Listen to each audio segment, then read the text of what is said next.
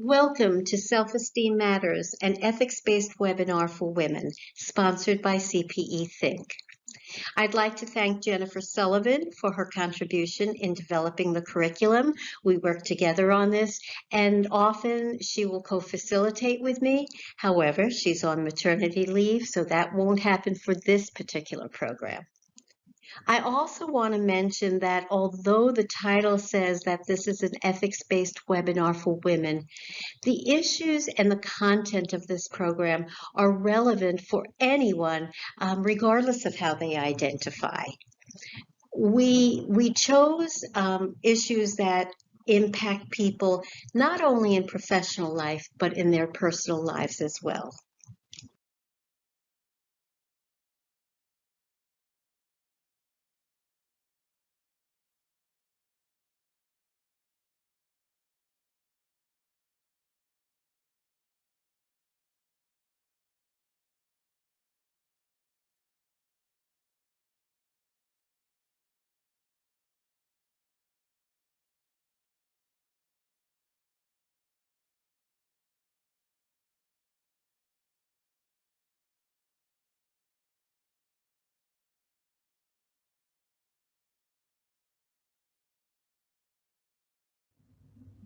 So I want to start with a story, and I heard this a long time ago. I don't know if it's true or not. It very well could be true.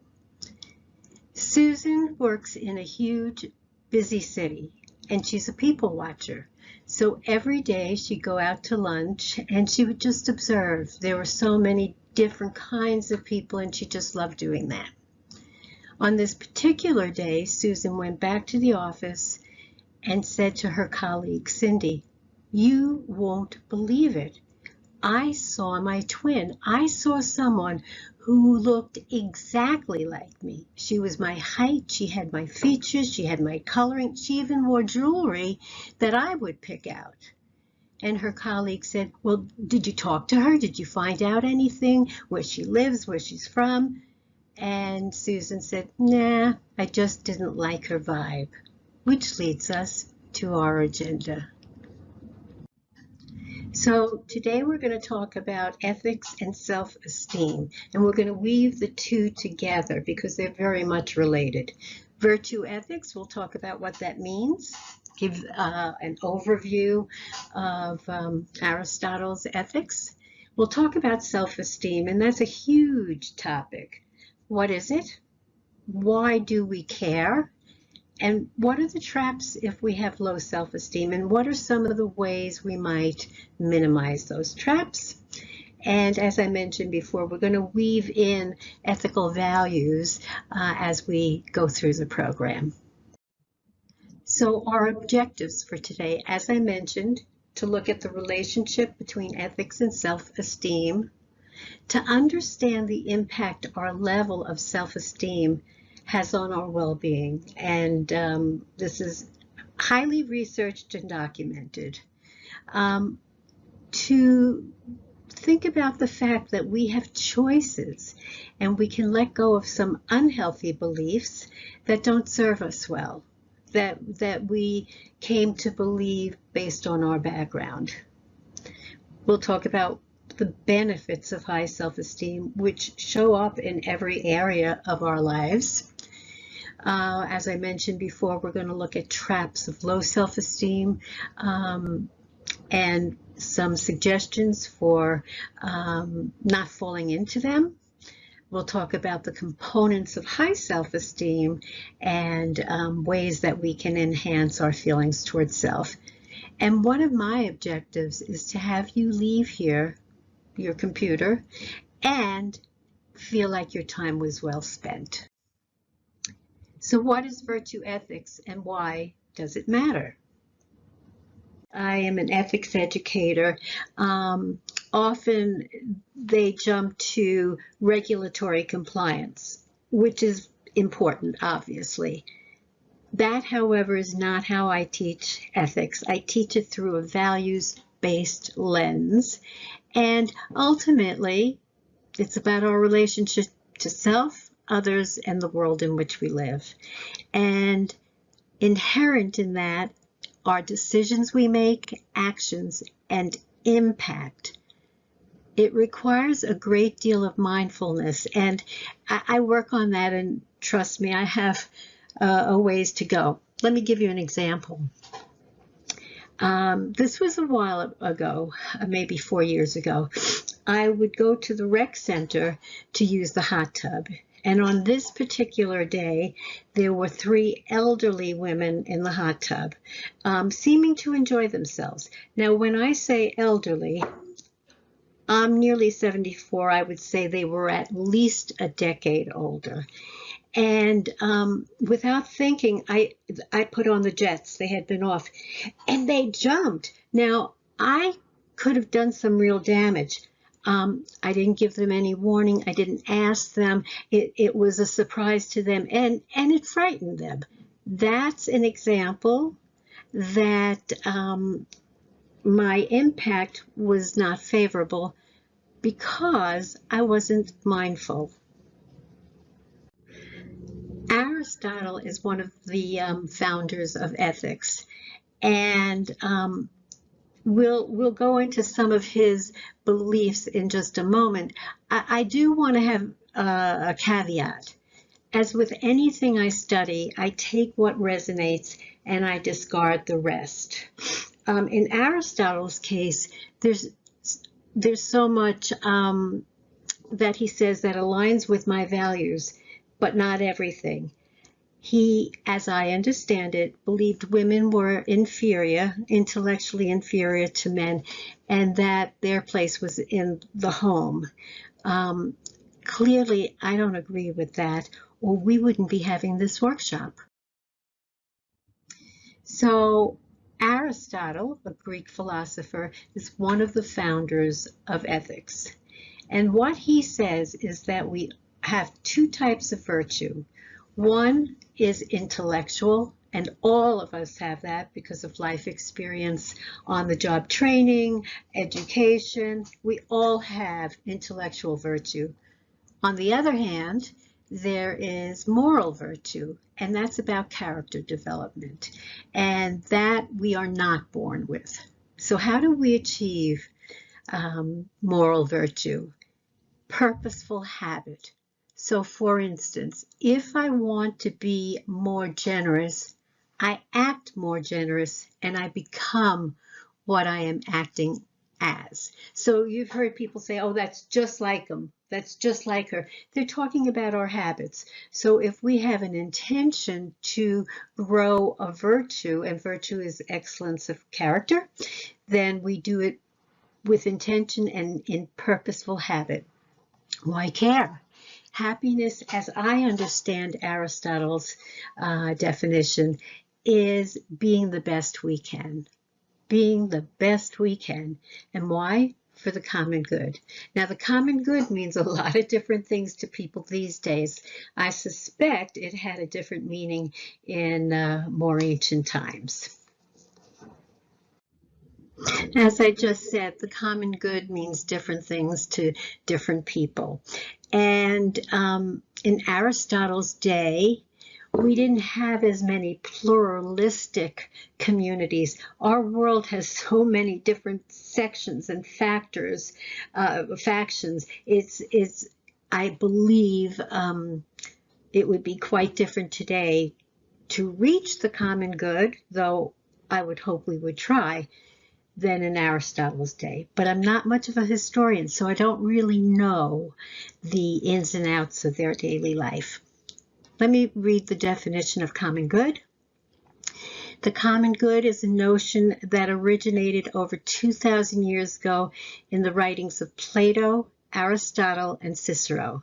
More recently, the ethicist John Rawls defined the common good as certain general conditions that are equally to everyone's advantage as an important ethical concept in a society. So here we're talking about access. Everyone should have access to health, to education, to safety. It's inclusive. And that concept is reawakening with an emphasis on diversity, equity, and inclusion in the work. Another definition, certain general conditions that are equally to everyone's advantage. So again, a lot of obstacles to overcome, and we can be the best we can be. So let's move on by asking, so why does our level of self-esteem matter, and how is it related to ethics? So you may remember that when we covered virtue ethics, I defined ethics in part as our relationship to self, others, and the world in which we live. So too, level of self-esteem impacts relationship to self, others, and the world in which we live. Therefore, the higher we regard ourselves, the better we feel about ourselves, the more our heart is open to treat others in virtuous ways. It connects us. Brené Brown says, connection is the energy that exists between people when they feel seen, heard, and valued. Another word, I think, for that is love. So what is self-esteem? Self-esteem is the reputation you have with yourself. Author unknown. Self-esteem is fluid. It can be high at times, it can be low at times, it can be in the middle, it's situational. It's also influenced by experiences and interactions and beliefs. It is not set in stone. We can, as adults, take on the charge of letting go of the things that don't work for us, that make us feel less than. And knowing we have choice, it is also not something we're born with. The midwife, the doctor, the nurse does not say to a new mother, congratulations, you have a girl, she's 6 pounds, 8 ounces, and she's so confident. She just is so confident she'll do well in this life. So because our level of self-esteem is so important, let's look at some of the components of high self-esteem. So here are some components of self-esteem, of high self-esteem. And what we're going to do is go over them individually. So self-awareness, there is no finish line, so to speak, in terms of self-awareness. It is a process. Who are we? What do we care about? What are our values? What are our strengths? How did we get here? How did I become who I am? What or how do I want to be treated? How do others feel after they've been with me in my company? What are my biases? What are my blind spots? There's just so much to know. So self-awareness has a lot of components, and we're going to go over these individually, starting with know our strengths. All too often, we focus on what we don't do well or the mistakes we've made. A component of high self-esteem is knowing our strengths, and there are ways we can do that. We can certainly pay attention to genuine compliments and feedback. We can pay attention to what we enjoy doing, because often there's a correlation. If we enjoy something, we're typically good at it. We can ask input from friends and colleagues. You've known me for 15 years. What do you consider some of my strengths? Don't ask people who you owe money to. We can do online assessments. We can think of the needs or problems the world has and how we might meet them. There's many different ways to identify strengths, and in just a few minutes we're going to go over a specific technique. So let's talk about identifying accomplishments and victories, which, as I mentioned before, are so overlooked much of the time.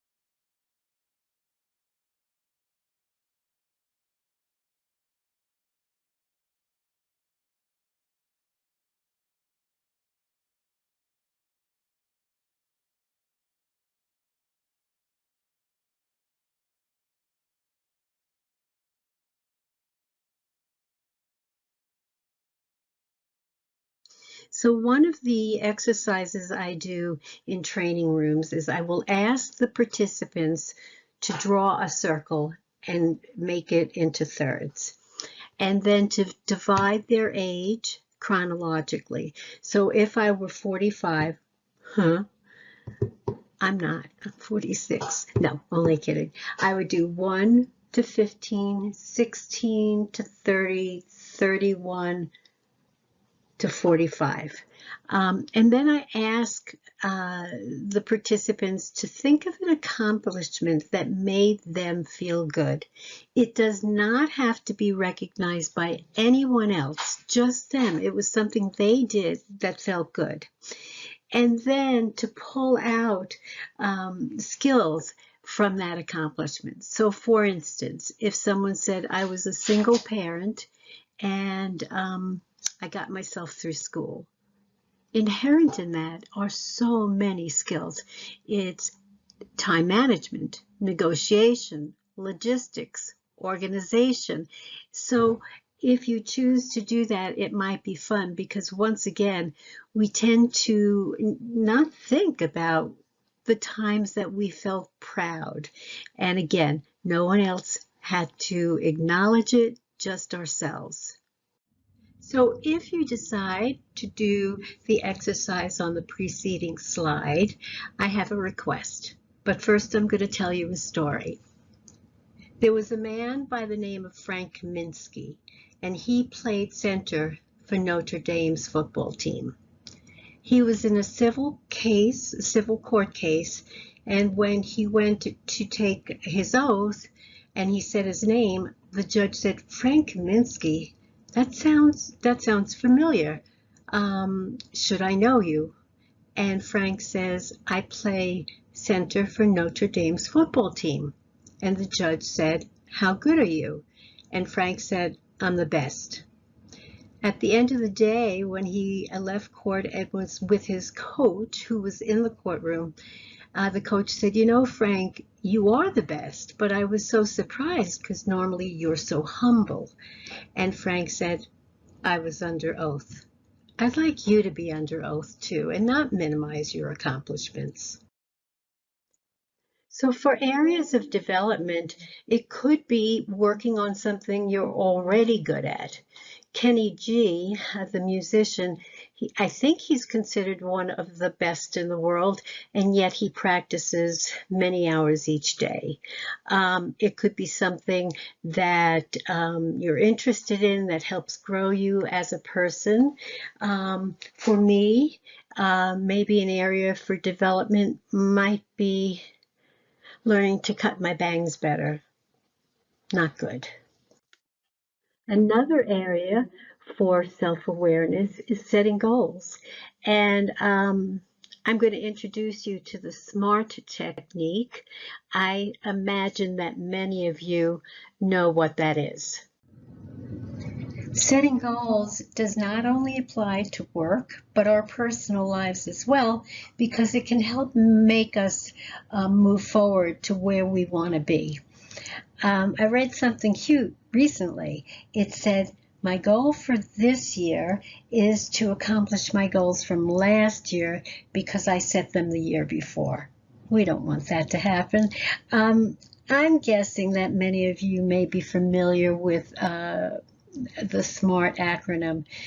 Goals: specific, measurable, and measurable in terms of timeliness, cost, quantity, quality, attainable, relevant, and time-based.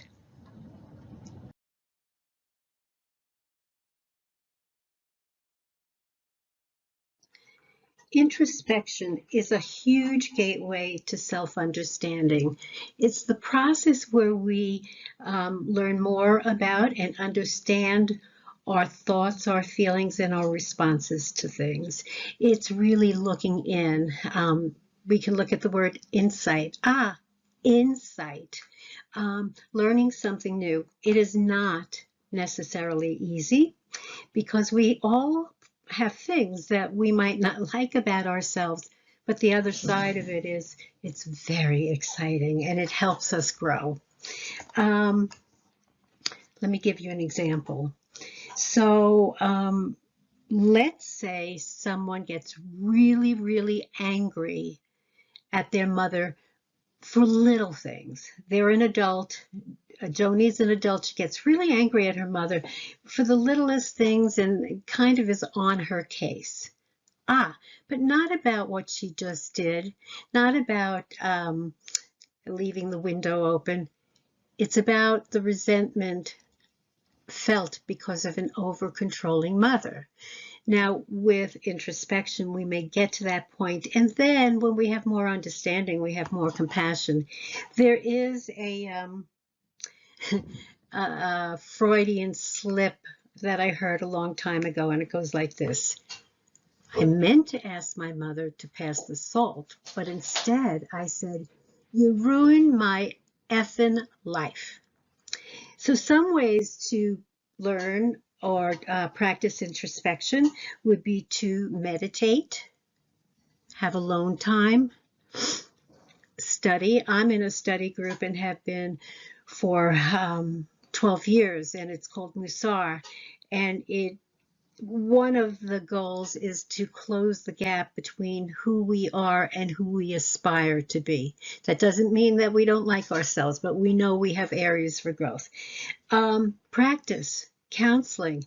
I might have said journaling. There are different ways to do it, and it is, again, it can be frightening, takes courage, and it's really quite helpful. The benefits we find in our relationships, in having more focus, in being more clear. It's a worthy and noble goal, I believe. So the next component of high self-esteem that we will be looking at next is self-accountability. Accountability is an ethical value, and it is not to be confused with blame. All too often it is. And when there's a culture of blaming, it really diminishes the ability to be accountable. Let me start with a story. There was an industrial psychologist who went into a company to interview internal candidates for a promotion. And when he interviewed this one particular gentleman, he would interview the same way for everyone. He would show him pictures and ask for his interpretation. So we showed him a picture of a car. What do you see? Sex. Then he showed him a picture of a tree. What do you see? Sex. Then he showed him a picture of a baseball. What do you see? Sex. At which point the industrial psychologist said, you seem to be obsessed with sex. And the candidate said, me? You're the one drawing the pictures. I think this is cute. You've got a problem with avoiding personal accountability. Response, yeah, and whose fault is that?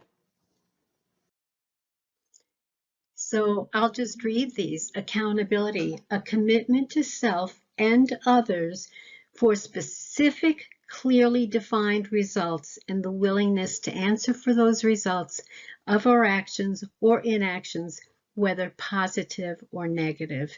So it's the ability to own up to our mistakes. And I would say if the mistake is part of a pattern, that could be a problem, but truly accountability helps grow us and helps us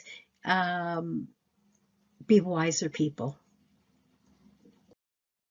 Another aspect of high self-esteem is self-acceptance. Okay, so what is self-acceptance? Self-acceptance is embracing all parts of ourselves, including what we wish were different. I'd like to be taller. That's not going to happen. By the same token, there are other parts of me that I don't particularly like that I can change. So we have a choice. We don't want to go to self-resignation. Oh, that's just the way I am. We can work on developing those things that are important to us that we haven't quite achieved. So let me give you an example of self-acceptance. This is my report card for ninth grade. My formal name is Adrian, but I haven't been called Adrian in a long time. In any event, I think it's obvious that I was not a very good student. And at the time, I believed it was because my household was violent. So as an adult, I'd look at that and say, well, of course, things were not very pleasant. There was a lot of domestic abuse. But what I found out is that I have a cognitive deficiency. So even to this day, things that are easy for most people are not easy for me. I accept that. That's just the way it is. That doesn't mean I'm not going to work on it. I do find myself lately talking to myself, and when I can't do something, I'll go, oh, Robbie, and I'll give it a certain amount of time. And if I can't do it, I'll ask for help. And when I do it, I go, good girl, Robbie. The other day, I had to change the clocks on my stove and microwave. That might seem easy for a lot of people, not for me, but good girl, Robbie, I did it. So with self-acceptance, it's important for us to realize the truth of Eleanor Roosevelt's quote, nobody can make you feel inferior without your consent. So when we don't accept ourselves, it's really important to remember we have choices. When I was younger, I developed my senses of identity from the reactions, messages, both spoken and unspoken, of others who were important to me. As a child, I had no other choice. Today, I have a choice. And it's not as if our parents or our caretakers leaned over the crib and said, oh, if I work hard, I don't even have to work hard. I can really screw this baby up. It's not like that. They do the best they can. And unfortunately, sometimes it's not quite enough to create a confidence and a feeling of being loved. When we're children, we are victims because we're powerless. And we have no control over hard times or being traumatized. As adults, we can understand that feeling like a victim is a learned behavior and can be changed. I know that because I played victim for a lot of years, believing if only my childhood would have been better, then I would have been better. Victims operate on the premise that the world is fair, and we know the world is not fair, and that isn't true. So, once again, we have a choice. So then, what can we do about feeling like a victim?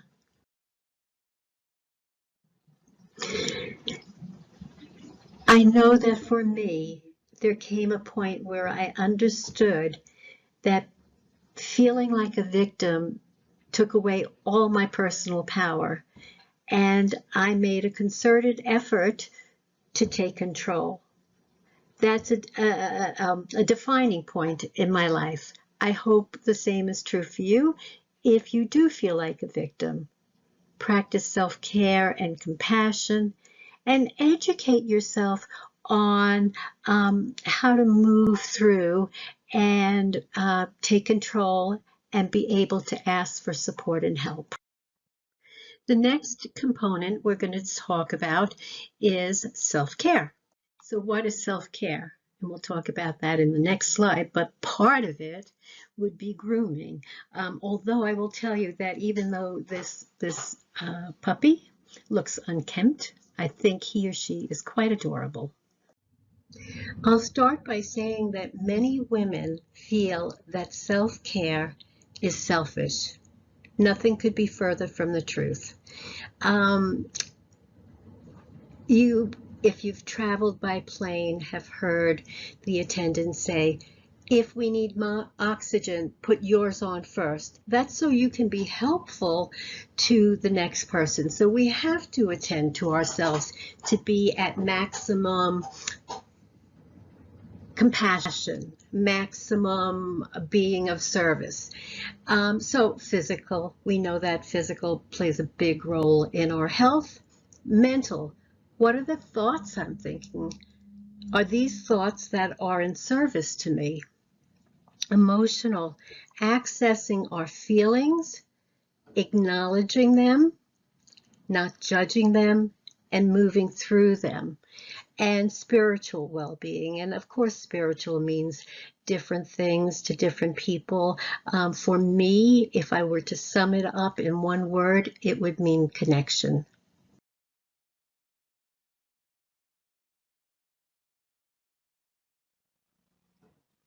Eddie Hillesum was a Dutch writer who died in the concentration camp in 1943.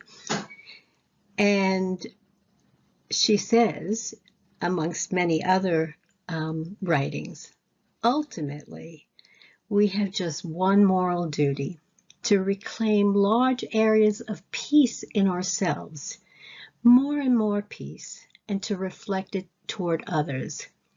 And the more peace there is in us, the more peace there will be in our troubled world.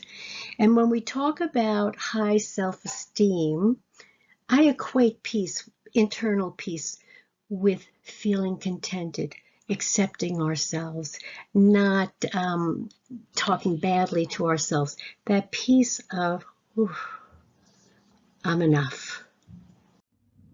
Reflection. What is one thing I can do and will commit to that will enhance my self-care? And should you wish to ponder this and come up with something, I would put it in a goal format that we talked about in terms of SMART, so that it's specific and attainable and all those things we talked about. So in discussing components of high self-esteem, we're going to move on to self-expression. So self-expression is just that, expressing different parts of ourselves. And it can be done in a variety of ways: words, dress, art, hobbies. It also includes the skills of being able to say no and set limits. And we'll be talking about that later on. So to recap, we've talked about ethics as being about relationship to self, others, and the world in which we live. We talked about Aristotle and character development. We do that through habit and intention.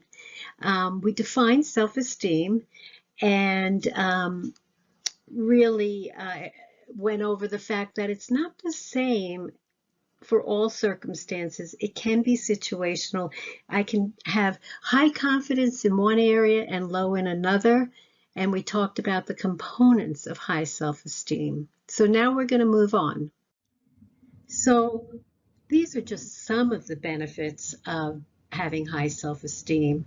Increases our chances of feeling fulfilled because we let our needs and wants be known, and we make requests, and we set limits, and we do all sorts of things to honor ourselves and not at the expense of others. We build energy for higher productivity. If we're in a trap of low self-esteem, we will not be as productive. It provides the courage for setting limits, and we'll talk about that later. Behave assertively, we'll talk about that later. View criticism from a healthy perspective and take accountability.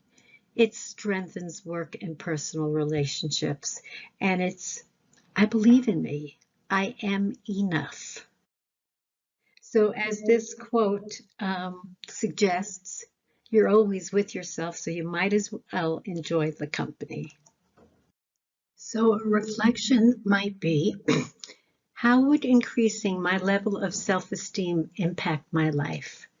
And I hope that's a provocative question and reflection. So we spoke about the benefits of high self-esteem, and now I want us to look at the negative cost of low self-esteem, which many women suffer from at different times of their lives, all of their lives.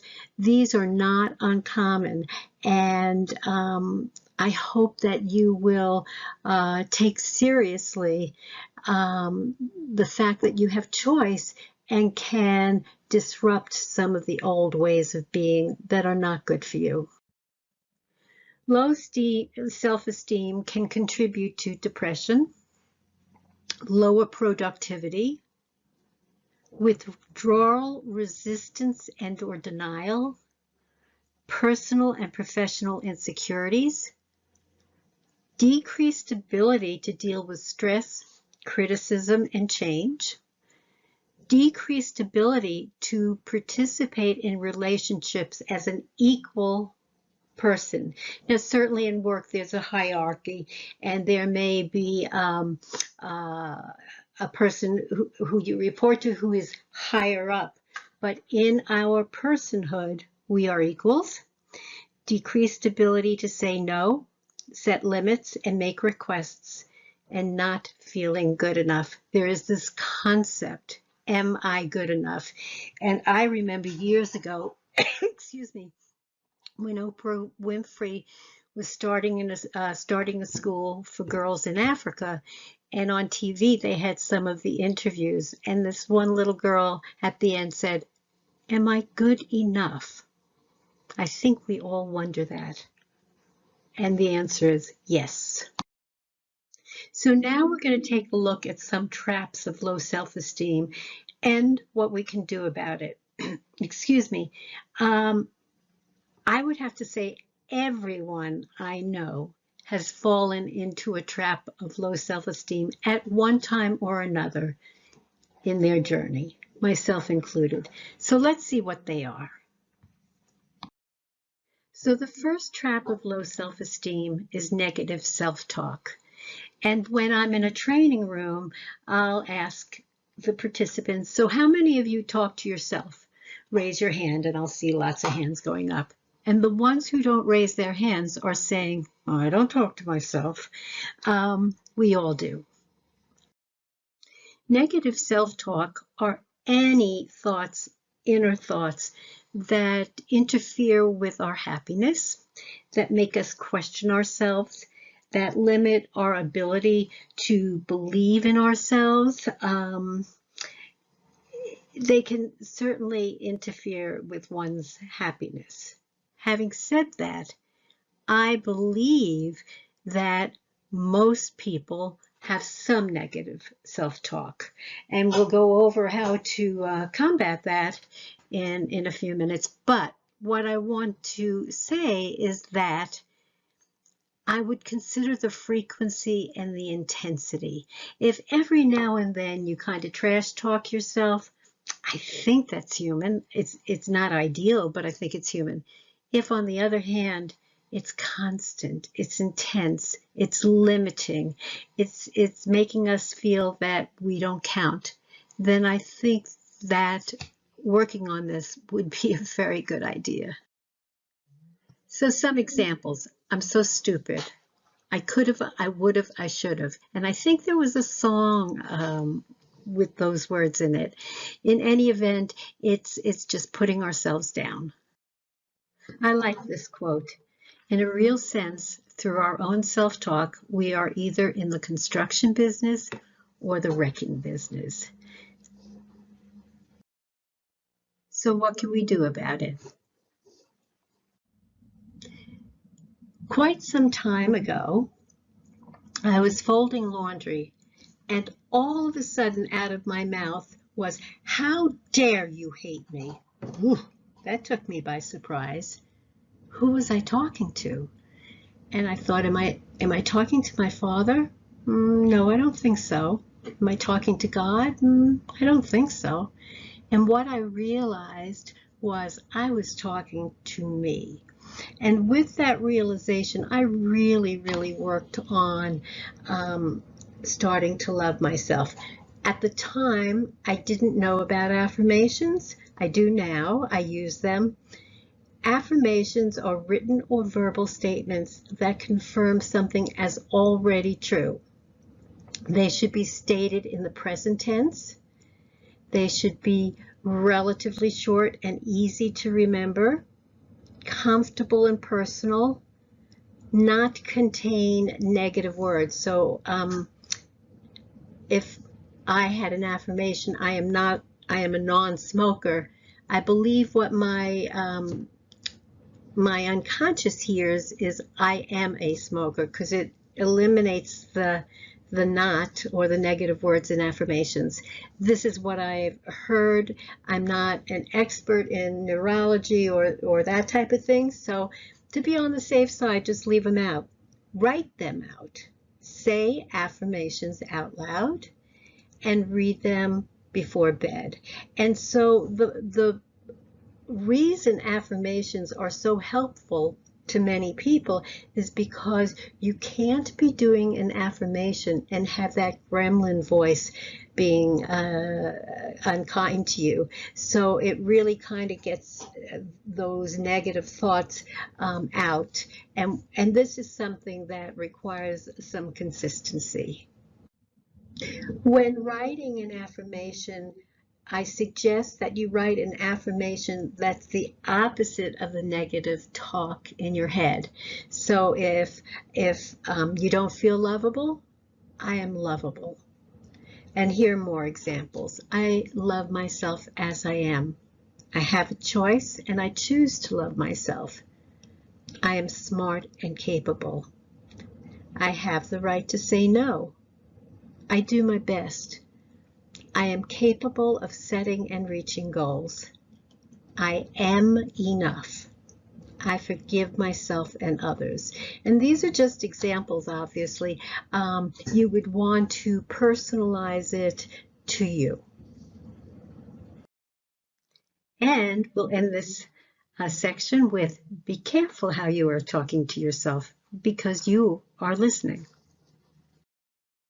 So should you decide to reflect on negative self-talk, I would ask you to pay attention to your self-talk and think about the impact that inner critic has on your self-esteem. If I was trying to say cricket, that would have probably been better. And what are you willing to do to speak to yourself as you would to someone you love? The next trap of low self-esteem we're going to talk about is perfectionism. And by the way, I find that I will never, and I don't use absolutes very often, but it is not a good idea to tell a perfectionist, nobody's perfect. Perfectionism is characterized by excessive preoccupation with past mistakes or the fear of making mistakes. Procrastination. And the reason for that is a perfectionist may push something back for fear of making a mistake. So one of the things to do with work or projects is to chunk it down. We talk about that, and have timetables. When I'm teaching in a training room, I'll say, so how many of you are procrastinators? Please raise your hand. And then I'll say, and if I wait 5 minutes? Self-doubt, fear of judgment, wanting everything to be just right, and wanting full control. Self-criticism, all or nothing thinking, and difficulty with handling criticism because we take it so personally. And when I say we, I had many areas for development, but for perfectionism isn't one of them, and I'm grateful for that. People with very high standards are not necessarily perfectionists. They may be, but not all. Adaptive, healthy perfectionism is characterized by having high standards, being persistent in the face of adversity, and conscientiousness.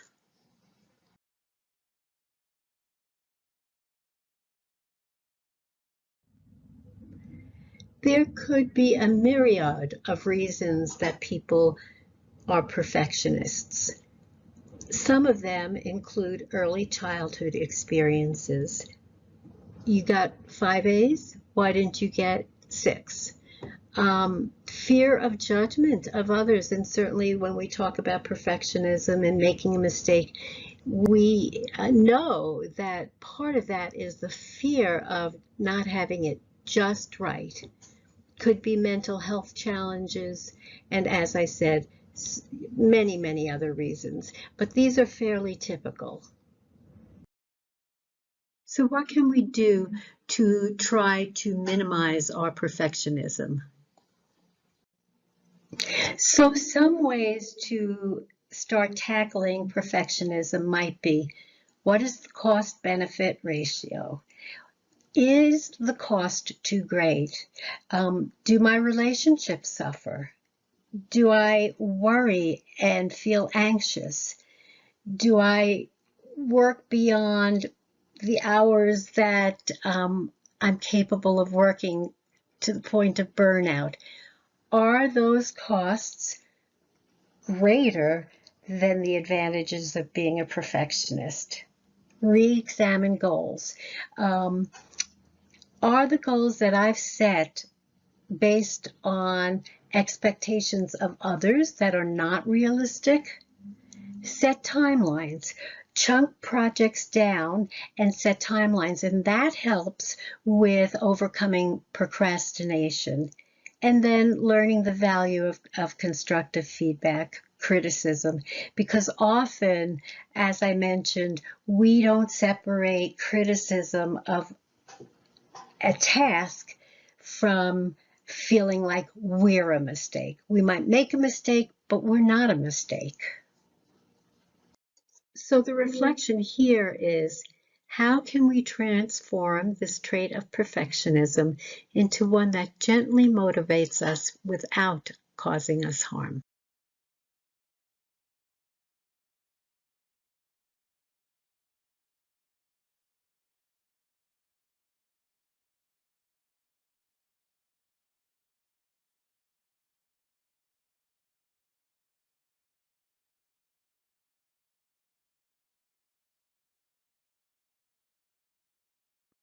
The next trap of low self-esteem we'll talk about is an inability to accept mistakes. So being a perfectionist and having a hard time with mistakes are very much related. So let's look at some ways that we might minimize negative reactions to mistakes we make. Now, having said that, if we are making a pattern of mistakes, that's something that we might want to give some attention to. So, what can we do about it? So, handling mistakes. Ooh, I think I spelled that wrong. Anyway, avoid blame. You know that when we point a finger, 1, 3 are pointing back at us. Be accountable, and we talked about accountability earlier in the program. Fess to the mess. That's not my original wording, but I've seen this so many times. Fess to the mess. When we make a mistake, if we can own it and take steps necessary to fix it if appropriate, apologize if appropriate, learn from it, assess our standards. Are our standards just way unrealistic? And very, very importantly, mistakes can be a gift. If we can learn from them, then that's a very positive thing. So framing a mistake, oh, okay, this is how I do it, not that way. That's great. In thinking about how we respond to making a mistake, it may be nice to keep this in mind. We all make mistakes, have struggles, and even regret things in our past. But you are not your mistake. You are not your struggles, and you are here now with the power to shape your day and your future. And so that gets back to accountability and choice.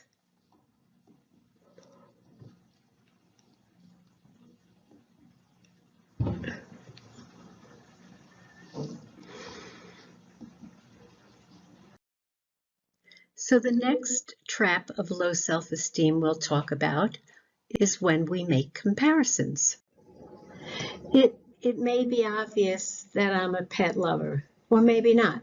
In any event, when I think about the animal kingdom, I think they have a lot to teach us. So we're talking about making comparisons.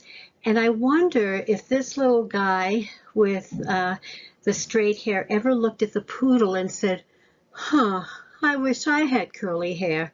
Or conversely, the poodle looks at, I think, a beagle and says, I wish I had straight hair. They don't compare each other to themselves. We do.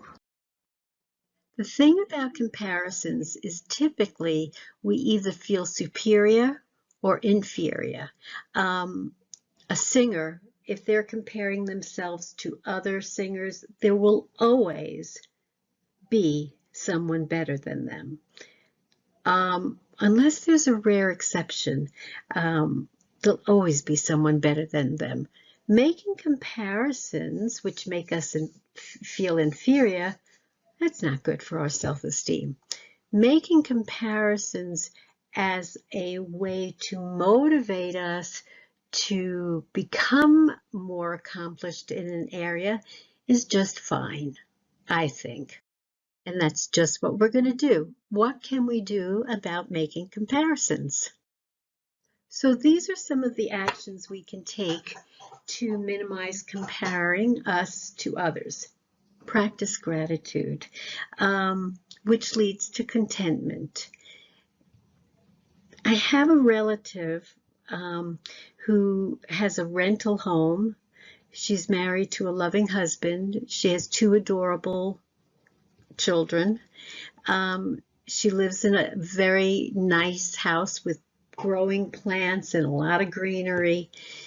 And almost every time I see her, she will justify the house they're living in and comparing it to friends of hers. And she'll say, well, they're choosing to work while I'm choosing to be with my kids more. So that's why my house isn't like theirs. She doesn't realize what she has. She has so many gifts, and that's unfortunate. Compare self to self. I want to be better at by whatever. And that's far healthier for us to strive to improve while not talking badly to ourselves about ourselves. Take a break from social media. That feeds comparisons. And celebrate others. It's good to be other focused. If someone buys a house and is excited, we can be excited for them. Their success does not mean our failure.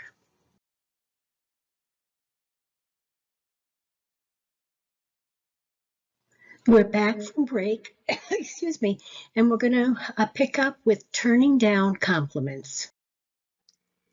There was a time when I didn't accept compliments, but now I do. If someone says, I like your sweater, I don't say, oh, this little thing. I say, yeah, I like it too. Thank you. Many people have difficulty accepting compliments. Sometimes it's because they don't feel the compliment is sincere. So it's like this. You're the best coworker I ever had. Can you cover for me for the next 3 weeks? So that's one reason, but there are more reasons that people have difficulty accepting compliments, and we're going to talk about that. Other reasons people deflect compliments include the myth of modesty. If I accept it graciously, I can be perceived as egocentric, conceited, rude. And the imposter syndrome. If they only knew about me, they wouldn't say good things, because with low self-esteem, we don't feel worthy. We don't feel like we deserve compliments. So let's look at some things we can do to overcome our inability to accept compliments. So in learning to accept compliments, remember the reasons that we sometimes don't. We don't feel deserving. Get rid of that. Say thank you. I like it too. Or thank you. I appreciate hearing that. At least try this for a week or two. See how it feels, to genuinely take it in. Don't downplay the compliment. Don't say things like, I was only doing my job. And think of the impact on the compliment giver. If I give you a compliment and you don't receive it, then that doesn't feel good to me. So being other focused and understanding that if it's a genuine compliment, it's nice to receive it graciously. Again, getting back to traps of low self-esteem, inability to say no, to set boundaries and make requests. And this is huge. So we're going to look at that. So let's look at some things we can do to avoid saying yes when we really want to say no.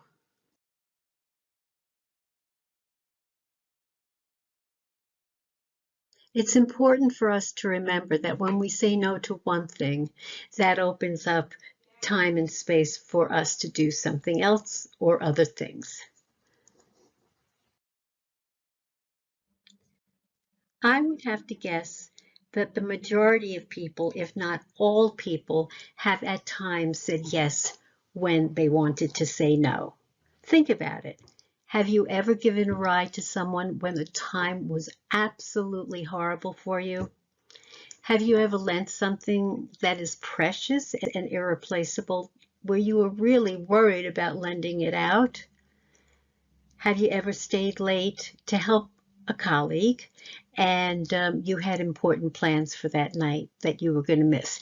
Now, I'm not suggesting that we always think of ourselves first. I am suggesting that we can look at the situation and see where the need is greater.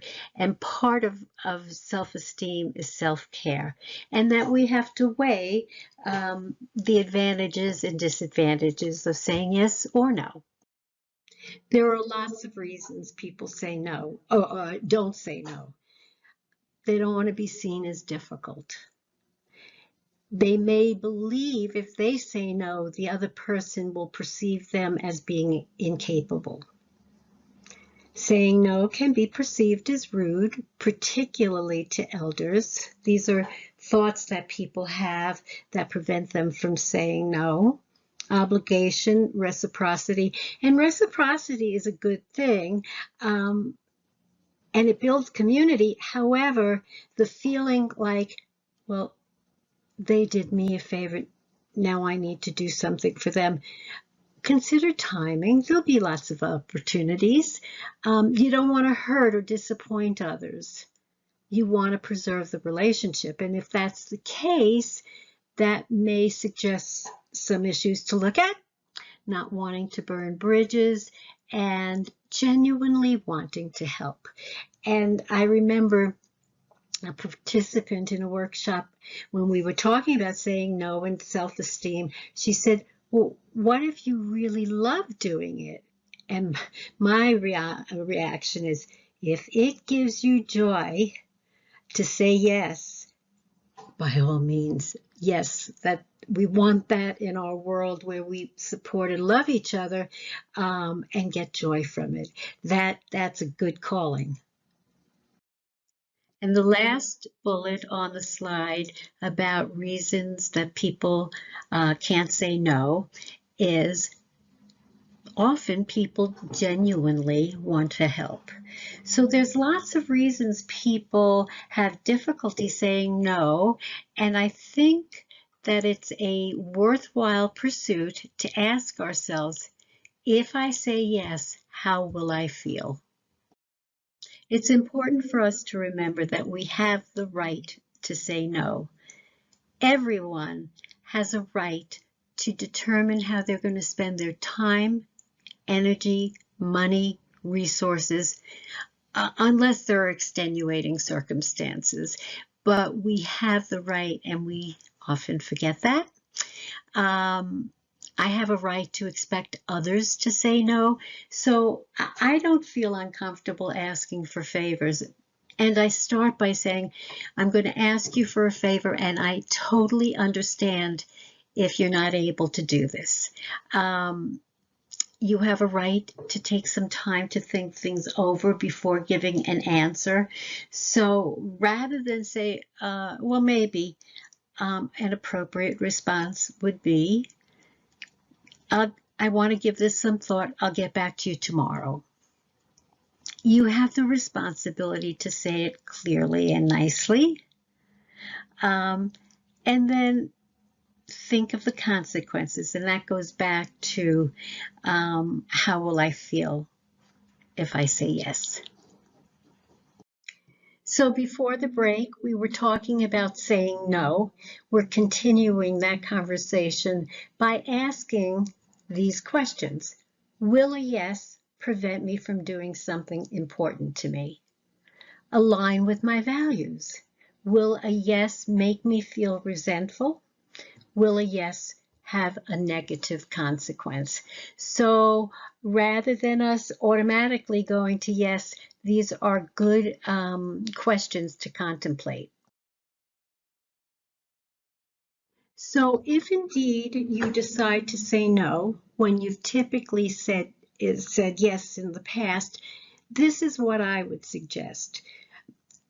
If I had a relationship where I didn't say no in the past, and all of a sudden I say no, that could be both alarming, disarming, and surprising to the other person. So what I suggest is giving a heads up, saying something like, I just want to let you know that I'm really working on self-care.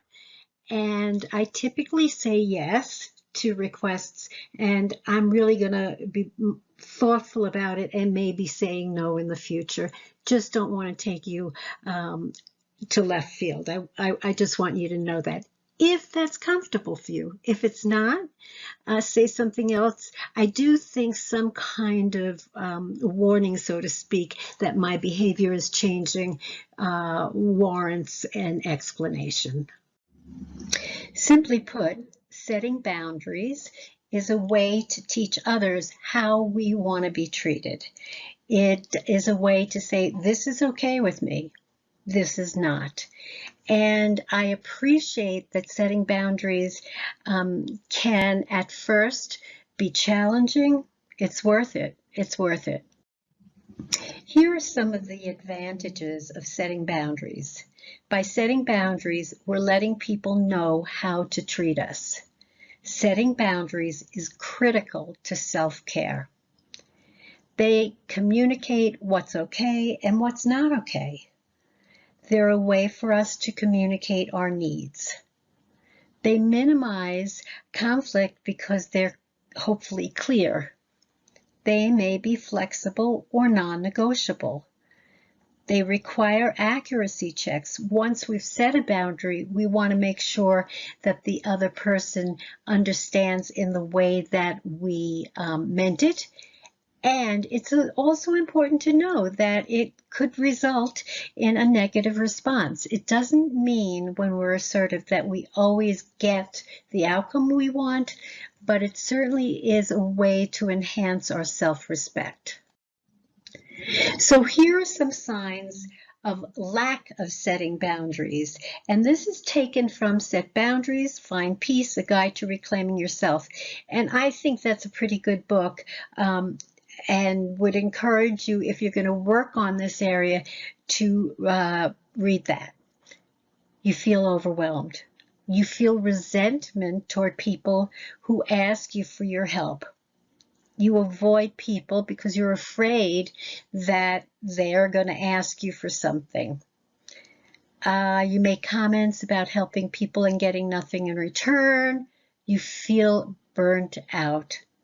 You frequently daydream about dropping everything and just running off. And you feel like you have no time for yourself. These are some symptoms that would suggest that boundary setting is in order. Question: what can we do about not being able to set boundaries? Setting limits means deciding how you wish to be treated. And you get to decide how to spend your time, your money, and your energy. In this book referenced on this slide, Pamela talks about women not accepting their internal feelings, but rather they go to should. I should do this. And so we want to shift from the shoulds to what do I want, and that my feelings and desires are valid. This is an old book, but I liked it a lot. I read it a long time ago. I reread it. So if you're interested in looking at this, maybe pick up the book. And again, remember, setting boundaries is not always easy when we haven't done it in the past, and that our boundaries change. So for instance, if I love people dropping in and that works, but then I start school and I have to study and do reports, it no longer works. So I might say something like, Joan, I love when you come over, and in the past it hasn't been an issue about not letting me know. Now it is, because I'm in school and I have to study. And so let's set up a different system for our visits. There are pitfalls to avoid when we're setting boundaries. And of course, if you haven't had much experience, they are more likely to happen. So just an awareness piece. We don't want to reinforce what bothers us. So if I'm working and I've asked not to be disturbed between certain hours, and the same person keeps coming in on a consistent basis, that's because I'm giving them the information and the attention they want, despite my request that I have some quiet time and focus. Trying to be reasonable. No, I don't want to go to that restaurant. I didn't like the food last time. Well, we're short on time and you can always order something else. Making excuses. I'll have to take a rain check. My car is in the shop and I have no transportation. I'll pick you up. And engaging in a rescue operation. And that's something that women are stereotypically thought to do. Serve others before themselves, and be nurturing, and give care at the expense of their own well-being. So these are things to consider when setting boundaries. And again, it takes practice and then it gets easier. So let's say you've set a boundary and the boundary is not honored. Here are some reasons why it may not be. You don't take yourself seriously. You don't hold people accountable. You apologize for setting boundaries. You haven't verbalized your boundaries, which goes back to the myth of the good friend. If they're my good friend, they should know. You assume that stating your boundaries once is enough. That isn't necessarily the case. And you assume that people will figure out what you want and need based on how you act when they violate a boundary. So, an example, my daughter's best friend's mother was and still is an alcoholic. That's her choice. And she would call me when she was drunk. And I would say, please do not call me when you're drunk. And she would do it again. And finally, I used more muscle, and I said, the next time you call me when you're drunk, I'm going to hang up. And that's exactly what I did. She called, I said, I'm hanging up now. So it takes practice. It takes muscle. It needs clarification sometimes. Again, it's worth trying and doing and perfecting. Here too, as with saying no, I believe that a heads up is appropriate in most relationships.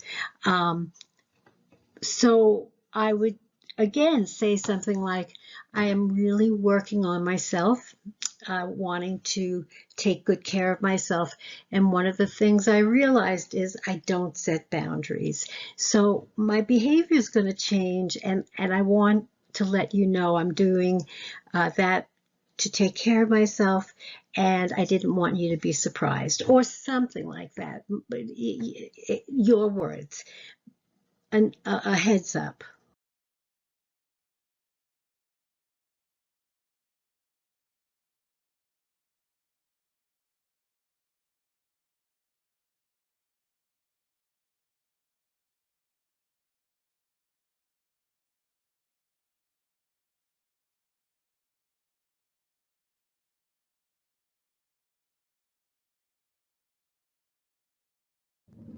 So what can we do about setting boundaries?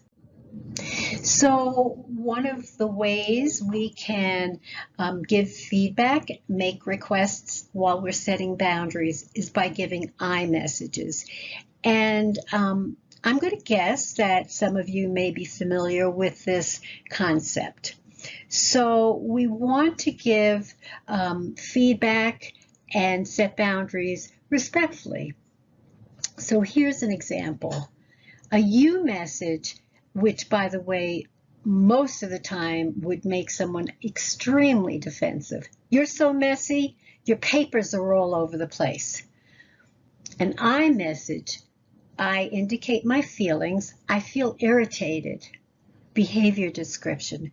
When you leave your papers and files all over our shared workspace. Then I talk about impact. Because I cannot find the files I need, which makes more work for me. Request, please clean up our shared workspace when you're done. I did a while ago walk into a prospective client's, no, actually they had become a client, and I was asked to coach someone in HR, and in the getting to know each other in the entry phase, she told me that she was going to give an I message to her boss. And I said, what are you planning on saying? And she said, I was going to say, I don't trust you. So understand that because a sentence starts with I, it doesn't necessarily mean that it is following these guidelines. And this is a good way to present information. Again, doesn't mean you're going to get the change you hope for, and it's a way to honor ourselves. Here's another example. You message. You're so rude. You always jump in when I'm talking. I wish you would just shut up. I think that would be likely to arouse some defensiveness. An I message. I feel angry when you interrupt me while I'm talking because I don't get to say what I want to say and I lose train of thought. Please let me finish talking before you talk. Also, I just want to say that two things. An I message could be started with, when you yell at me in public, I feel humiliated. It doesn't necessarily have to start with I. And then the other thing is, we try to avoid absolutes. So if someone says, you're always late, there's a chance that the other person wasn't always late because they were on time 3 months ago. So we try to avoid absolutes. Although my daughter had said to me, Mommy, we can say, I will always love you.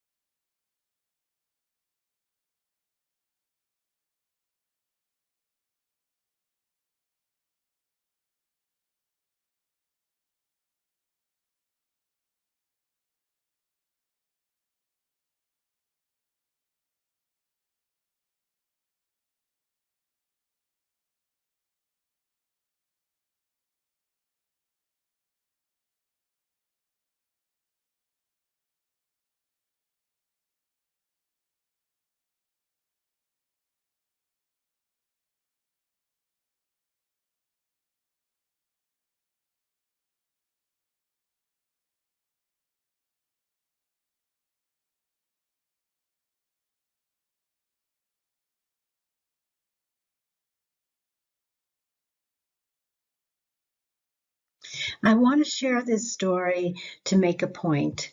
A couple of years ago, I was teaching supervisory skills, core competencies, and there was a section on feedback. And at the end of that particular section, one of the participants said, "My boss sent me here specifically to give feedback." And she said, "I have an employee who said, I know where you live. I know what time you leave for work." And her boss sent her to be able to give him feedback. I would not. What I said to her was, this is not a situation to provide feedback as we've just gone over. This is a time to go to your human resource department or work with an expert in the field of violence at work. If you have any thought about possibly being in harm, don't do this. Get some professional help. In making requests, we need to be very clear. So if I say something like, "I want you to be more cooperative," that doesn't really give enough information. So I don't know if you're old enough to remember Lassie. Lassie was a show that I watched a lot when I was a kid. And Lassie's a dog and would be very often do heroic acts. So I saw a cartoon and it said, "Lassie, get help." And the next picture was of Lassie laying down on a couch in a psychiatrist's office. Be clear. So if I say to someone, let's say I say to my partner, "I don't want you spending so much time at the office." And then they don't, but they go golfing when the real need that I want is for them to spend time with me. So being clear, being specific, using concrete action language, and then doing accuracy checks to make sure that your request is understood. And now we're going to look at inability to handle criticism. There's only one way to avoid criticism. Do nothing, say nothing, and be nothing. And since we cannot do nothing, say nothing, be nothing, let's look at some ways we can handle criticism. It's easy for many people to be defensive when handling criticism. If we can reframe our thinking and not take it personally, like, "I made a mistake, I am a mistake," direct, respectful criticism is a gift and it's a teachable moment. Be open, listen carefully, and process it. Distinguish between valid, constructive criticism and destructive criticism. And what I can tell you is that many people, when giving feedback, don't do it particularly graciously, and that may be the case, but nonetheless, there may be some valid criticisms in there to look at, and we want to learn to respond assertively. So we're going to look at that. Receiving criticism is especially challenging to women who are perfectionists or judge themselves too harshly for making a mistake. So these are some possibilities for responding assertively. Separate the criticism from the personhood. We tend to think that if we made a mistake, we are a mistake. There's a quote in this program about that. We are not our mistakes. We are not those things that we are criticized for. We're much more than that.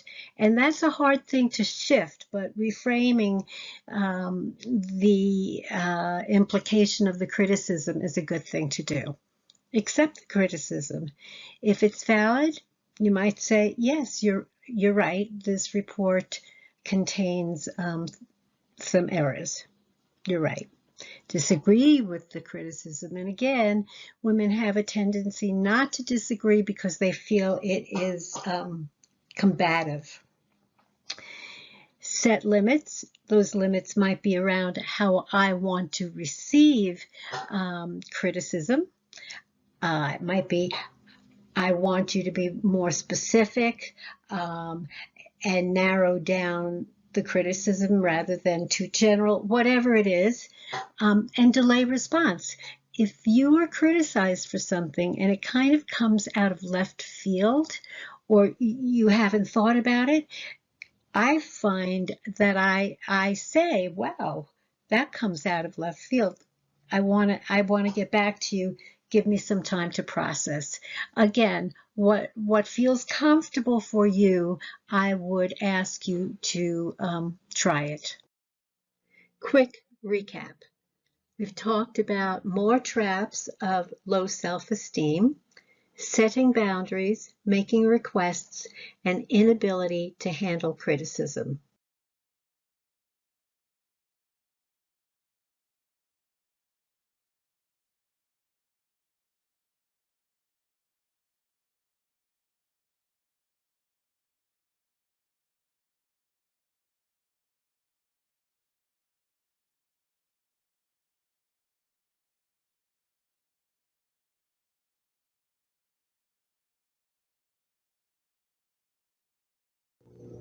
In moving on, talking about traps of low self-esteem, we're going to talk about anger and lack of forgiveness.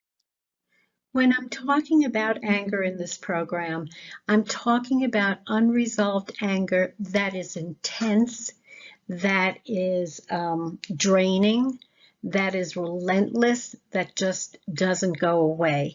I'm not talking about getting angry and then processing it and it's gone. Unrelenting anger is like drinking poison and hoping the other person will die. It's also like letting someone live in you rent-free. I really like this quote. If you hate a person, then you're defeated by them. Confucius. It's just not healthy for our souls, for our bodies, to be in a constant state of anger. So then, you know the drill. What can we do about it?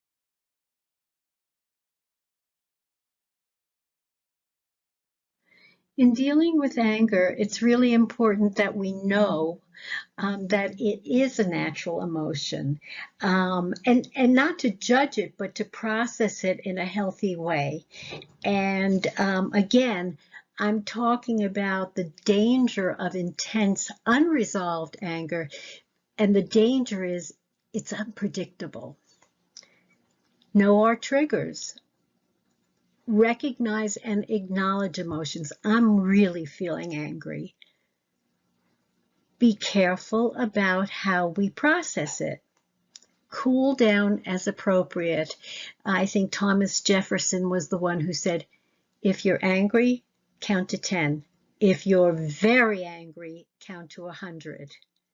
Prepare for emotions. So for instance, when my parents would come to town and visit my sister who was in the same town I live in, and we'd be going there for dinner, I would resource myself. I would do everything I could in my power to be as comfortable as possible. So I thought about, you know, the seating arrangements and other considerations. Resource yourself.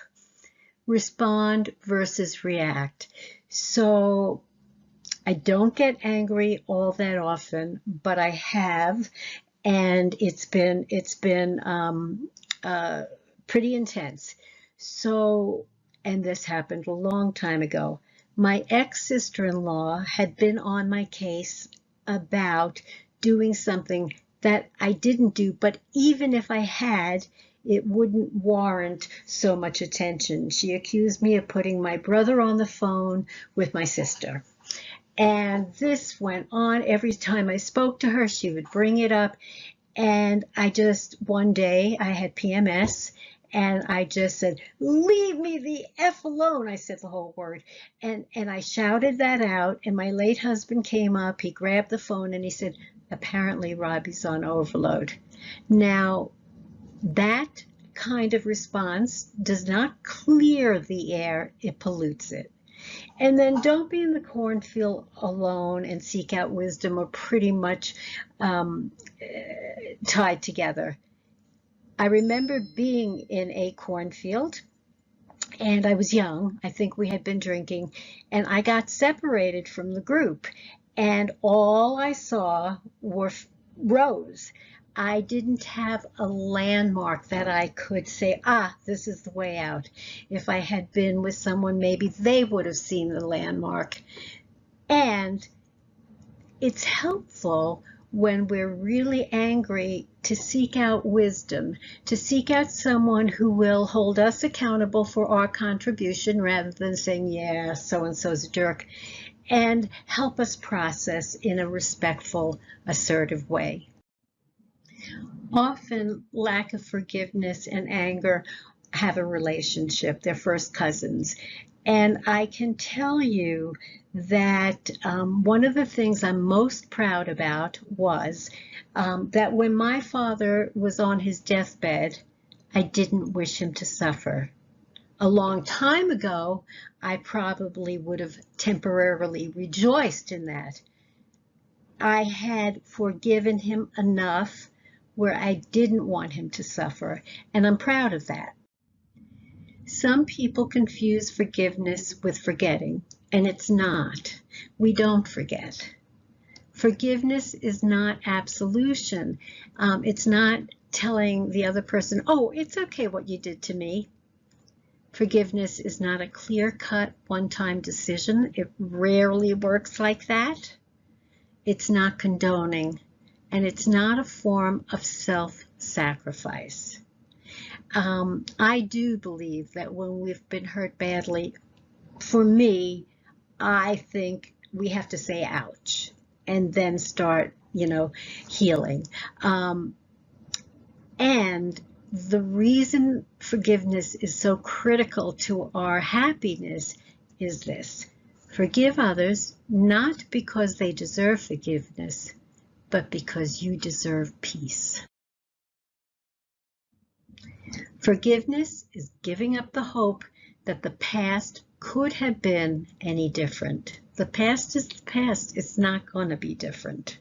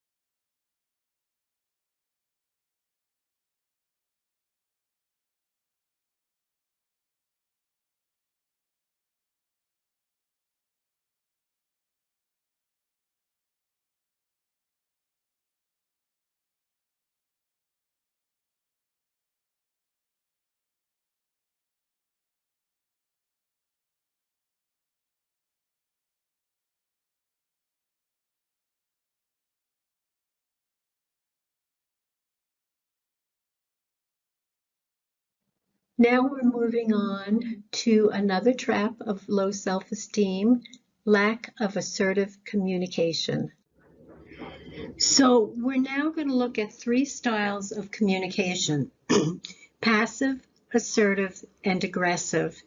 And I want to emphasize that each style is appropriate at different times, and that we're going to focus on assertiveness communication.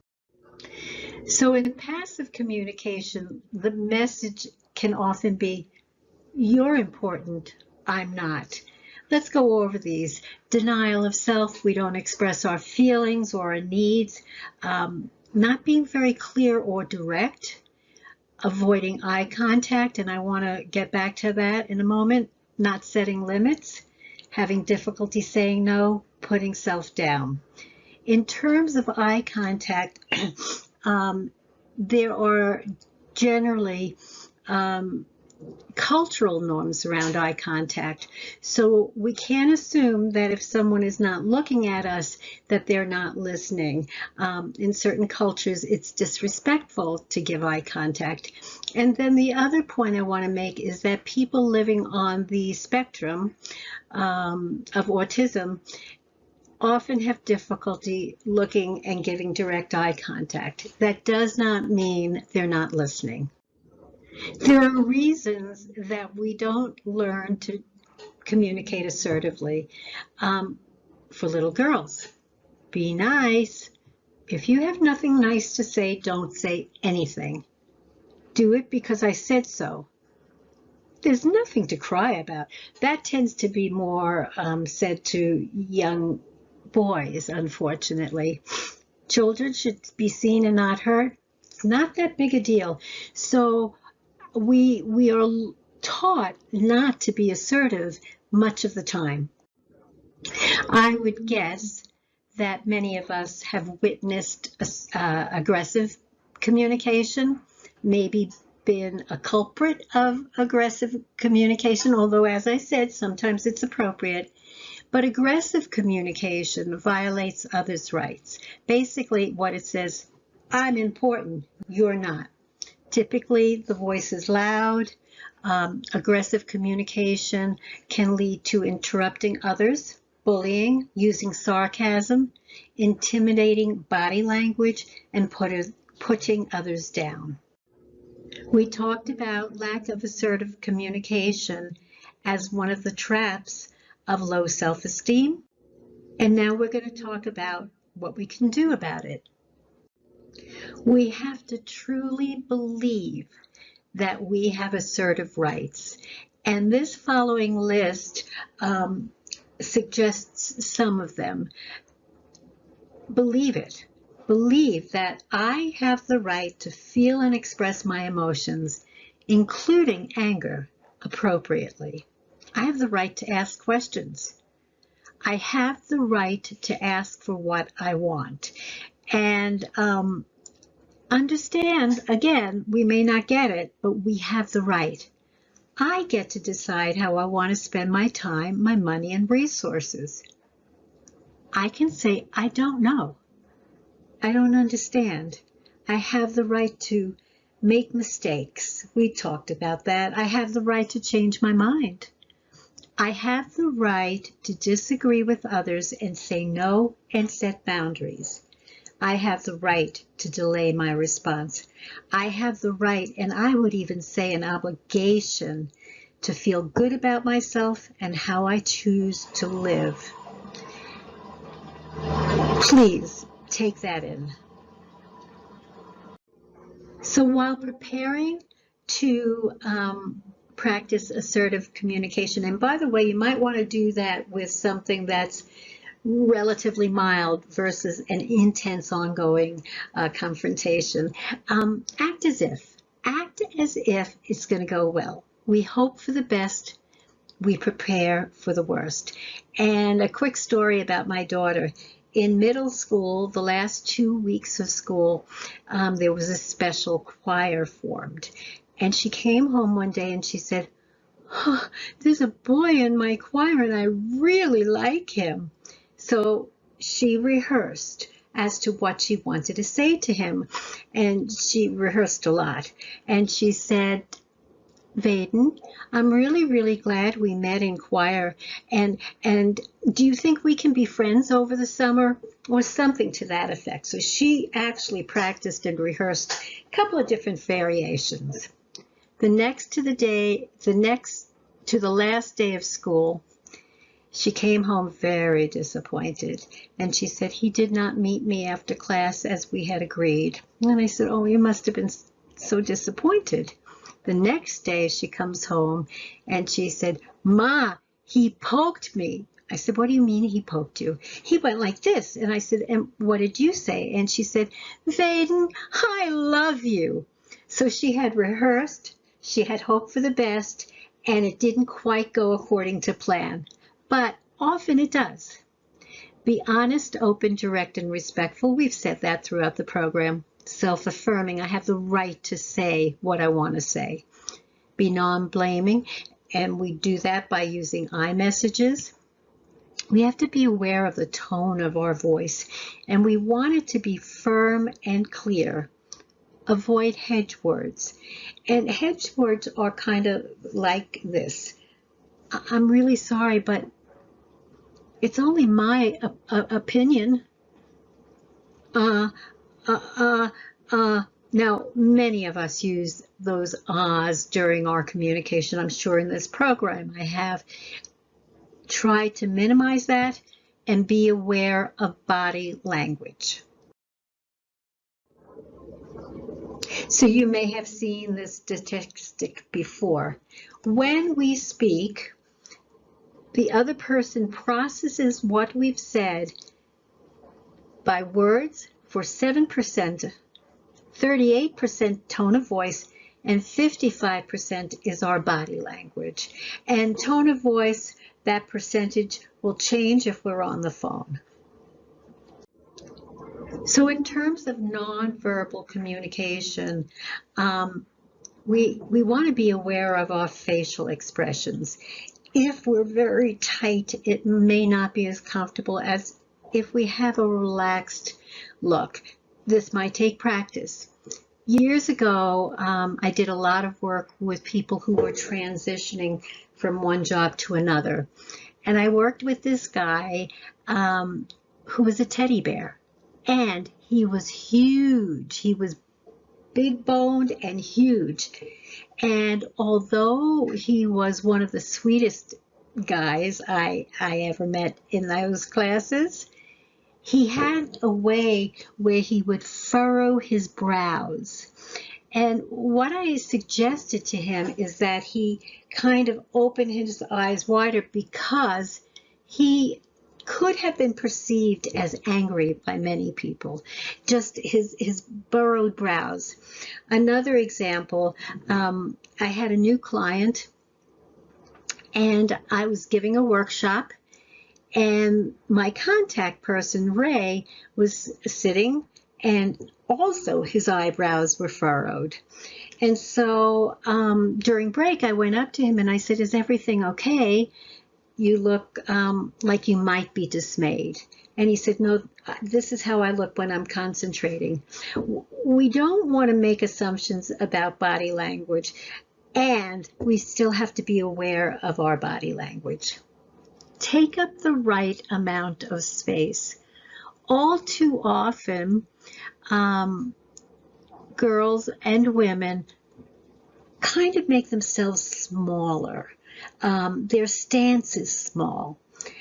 Stand or sit erect. You have heard the saying, stand up for yourself. Sometimes if we're talking to a person who's standing and we're sitting, it might be appropriate to stand up. Appropriate eye contact. And I might have mentioned this before, but that can be cultural and individual. We need to remember that. Be aware of gestures, and certainly gestures mean different things in different cultures. So if we are talking to someone of another culture, we would want to be aware of that, and within our own culture. And be aware of proxemics and haptics, which is also part of body language. Proxemics is about space, how close we are to the other person, and haptics is about touch. So many years ago, over 30, I was a facilitator for Weight Watchers. And that's an organization that would help people reach their ideal goal weight. And when people would reach their goals, I would go up to them and hug them. And I did that until one of the women, as I went up to her, was backing away. I learned to say, "Are you a hugger? Or a handshaker, or neither." We can't assume that touch is okay. And in the next slide, I'm going to read you a very cute little ditty about space and crossing boundaries. As I referenced before, eye contact can be cultural and personal. So is personal space. Each culture and people within each culture have a unique and comfortable bubble of space that makes them comfortable. Now, I personally have never had someone sit next to me, right next to me in a movie theater when there were plenty of seats. But I did have a violation of personal space when I was going into an office that had revolving doors and they're sectioned off, and someone got in that little section with me in the revolving door. That was somewhat uncomfortable. This is a cute poem. Some 30 inches from my nose, the frontier of my person goes, and all the untilled air between is private, pagus, or desmine. Stranger, unless with bedroom eyes I beckon you to fraternize, beware of rudely crossing it. I have no gun, but I can spit. And crossing it is that line where we go over the boundary of comfortable personal space. Another trap of low self-esteem is shortage of gratitude. So I want to tell you a story about gratitude. There was a king who loved to hunt, and he always took his best friend with him. And so no matter what was going on, the best friend would say, this is good. They went hunting. The best friend loaded the gun. He did so properly, and as a result, the king shot off his own thumb. The friend said, this is good. How can this be good? I shot my thumb off. I'm taking you to jail. The king brings him to jail. Sometime after that, the king is hunting in uncharted territory, and a group of cannibals catch him. And they're just about to roast him when they see his thumb is missing. They have a belief that they should not eat anything that is not whole. So they release him. He immediately goes to the jail and seeks out his friend, and he says, I am so sorry I have kept you in jail for this long. I need to tell you my story. And when he told him the story, his friend said, this is good. How can this be good? You've been in jail all these years. Because if I wasn't here, I would have been with you.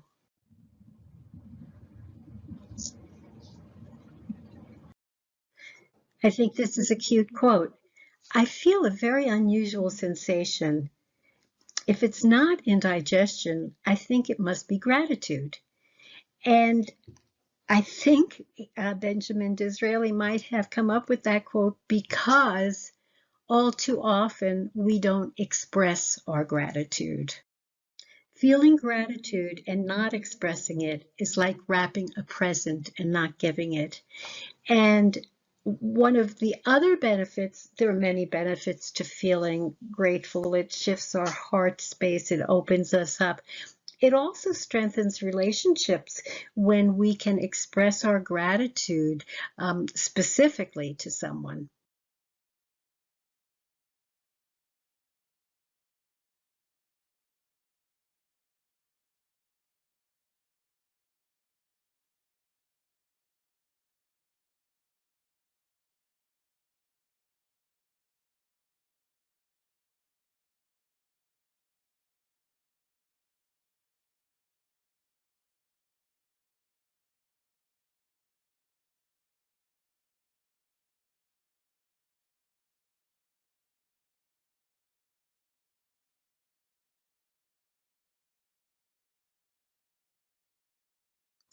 So in terms of practices that enable us to express our gratitude, many people keep a gratitude journal, what they're thankful for each day, at least 3 to 10 things.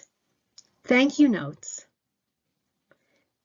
Integrate gratitude into chores. So for instance, I don't love doing laundry, although I like the smell of the detergent if it's nice. And while I'm doing laundry, I can say, thank you, I have water. And then there's something that has been written about, I don't know if it's recent, but the no complaining challenge. If we can go, let's say, 2 weeks without complaining, and if we do, we start all over, that may help us recognize the positive. This is our final summary. The last part of the program, we covered anger and forgiveness, assertive communication, shortage of gratitude. In closing, I want to share with you that I've always loved educating and training. And as I am now an elder, 7 decades plus, I feel it's my responsibility to pass on any practical wisdom that I may have accrued over the years. And that doesn't mean I'm done. We are always in process. Loving ourselves, there's a song by Whitney Houston, is the greatest gift of all. And one of the reasons that's true, or the primary reason, is because when we honor and love ourselves, we then have so much more to give. I'm going to close this program with excerpts from a poem called Imagine a Woman by the late Patricia Lynn Riley. And this is part 1. I'm again taking excerpts. There is a part 2 as well, should you wish to look that up. Imagine a woman who believes it is right and good she is a woman who honors her experiences and tells her stories, who refuses to carry the sins of others within her body and life. Imagine a woman who believes she is good, a woman who trusts and respects herself, who listens to her needs and desires and meets them with tenderness and grace. Imagine a woman who has acknowledged the past's influence on the present, a woman who has walked through her past, who has healed into the present. Imagine a woman who authors her own life, a woman who exerts, initiates, and moves on her own behalf. Imagine a woman who refuses to surrender except to her truest self and to her wisest voice. Imagine a woman who values the women in her life, a woman who sits in circles of women, who is reminded of the truth about herself when she forgets. Imagine yourself as this woman.